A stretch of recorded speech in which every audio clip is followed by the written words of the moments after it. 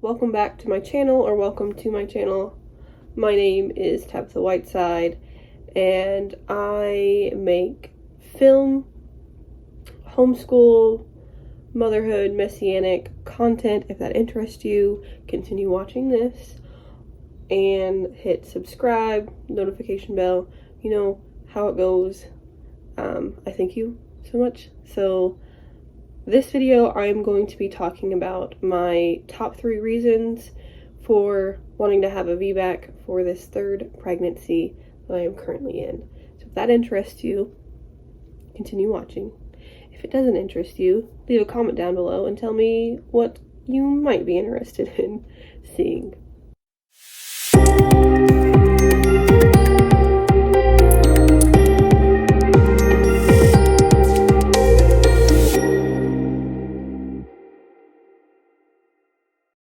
So the first reason is the recovery. The recovery rate for a Vbac versus a cesarean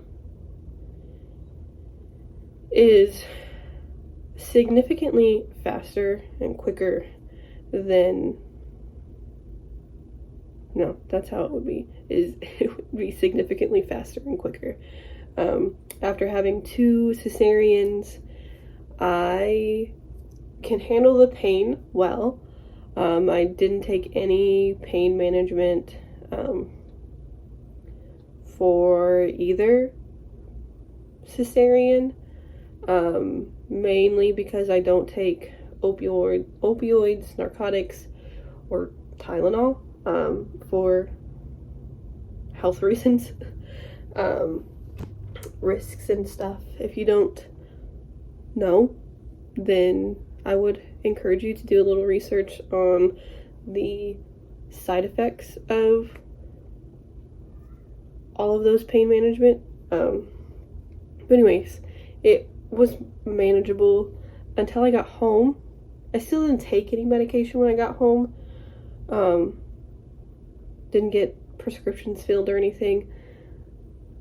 But at home, I, as you can see, do not have the bars.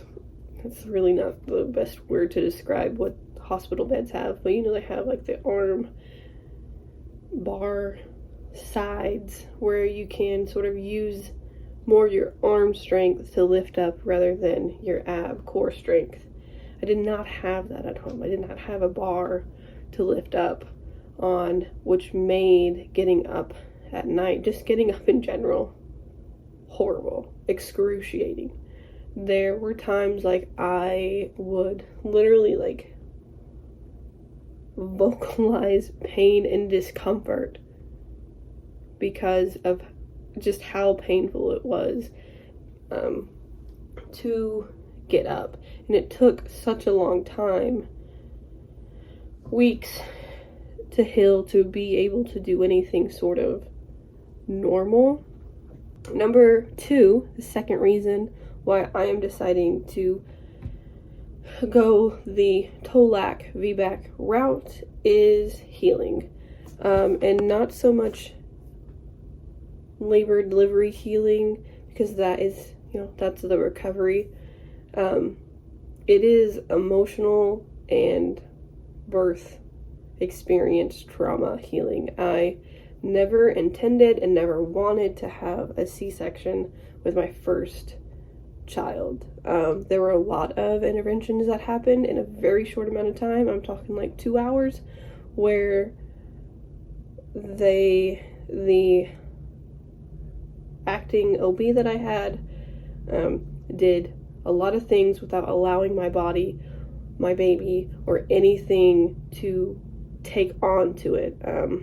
So within 2 hours, I went from being induced for some reasons to having my water broken, to a fetal monitor put on his head, to being in the OR. Like, it was a very short amount of time, and it was very terrifying and scary to go through, because I wasn't being talked to. It was just, they were just rushing through everything. And this was my first pregnancy, first delivery. I'd never experienced this before, and I never intended on having a C-section, so I didn't even look into anything.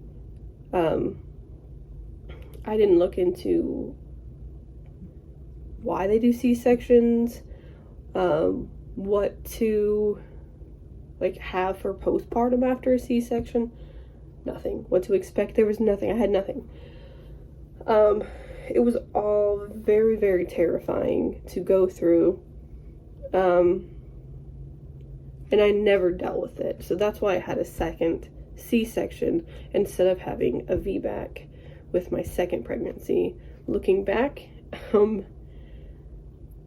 I regret having the C-section, though I don't regret having my second child. And I try to not sit on that regret for very long, because it's one of those situations, it is what it is, and we can do better the next time. But I just want to heal emotionally. I want to see my body do what I knew it could do the first time and the second time. I want to be the one who does the work to bring my child into this world. I don't want to have to do the work after. I felt with my two previous ones, where somebody else had my baby for me. And I just sort of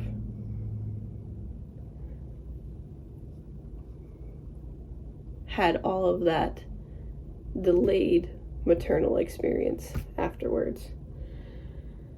So I want to heal from my two previous birth experiences, because for me, this is my last pregnancy, so in a way it's my last chance to even try.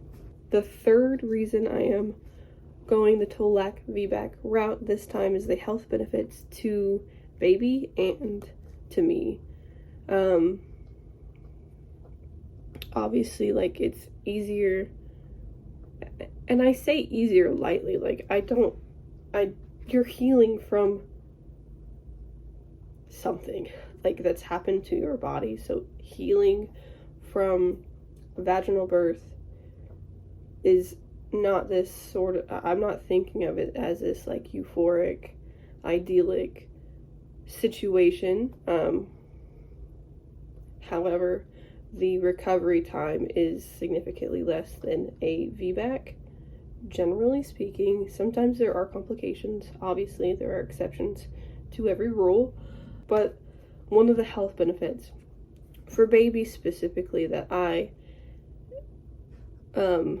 learned about right before my second son was born is that when babies go through the vaginal canal, they will swallow a part of, okay, disclaimer, this is going to sound disgusting, and I hope I don't get red carded or anything for it, but I'll link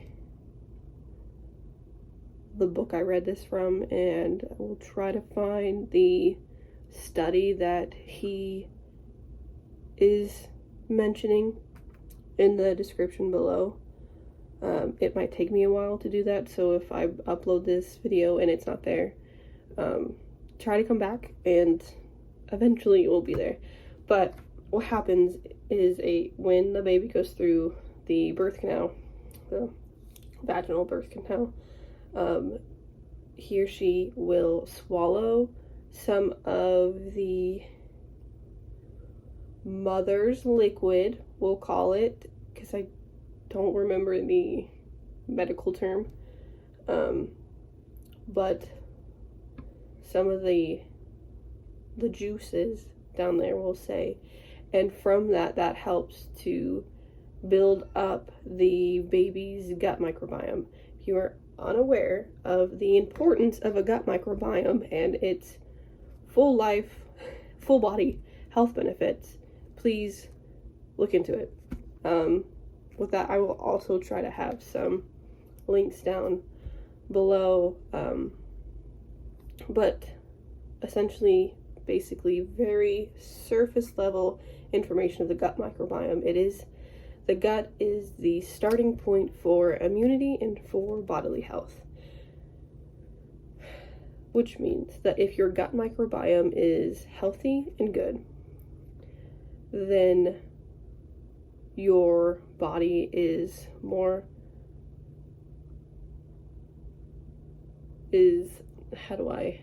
stronger in its immune response and overall bodily health. So if I can give my child a head start on gut microbiome, as much as I'm doing now with the foods that I eat, what I consume, so that my toxic load isn't overloaded, then the other thing I want to do is to start my baby's gut microbiome, my baby's gut and immunity off to a good start. So that when, we do breastfeeding, which is something else like you need to look into, is the health of your body will be reflected in the health of your breast milk. So if you are pumping your body with a bunch of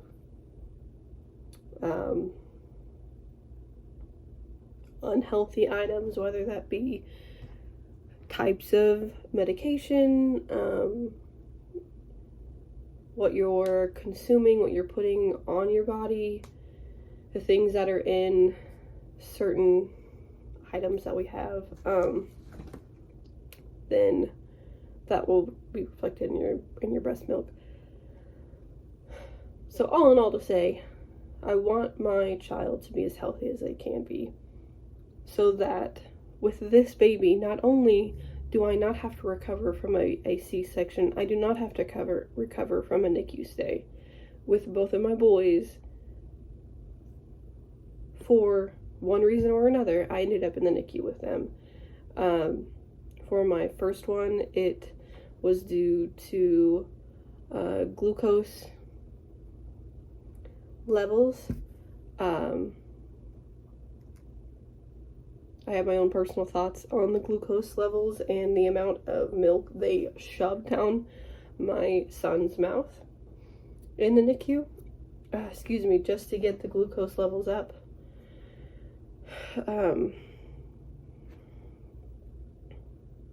But he ended up being in the NICU for only a few days, because we had this very wonderful NICU pediatric doctor. I cannot remember what her specific title was,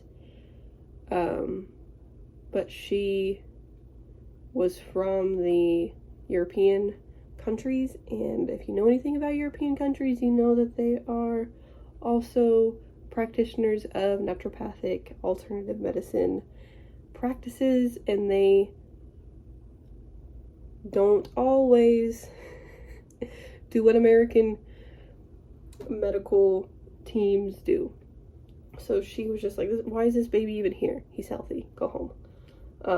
You passed the test that you have to pass to leave our NICU, and you can go home.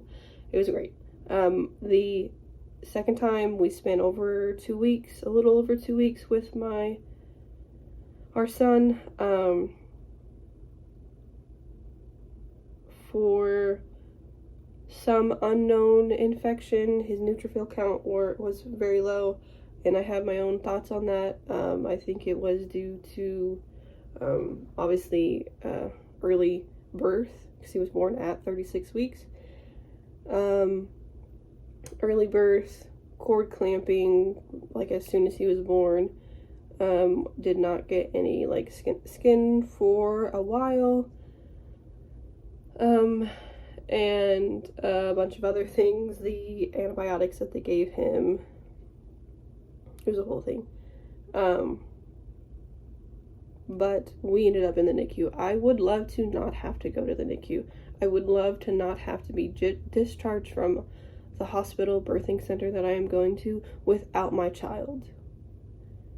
That is the worst emotional pain I have ever had to endure.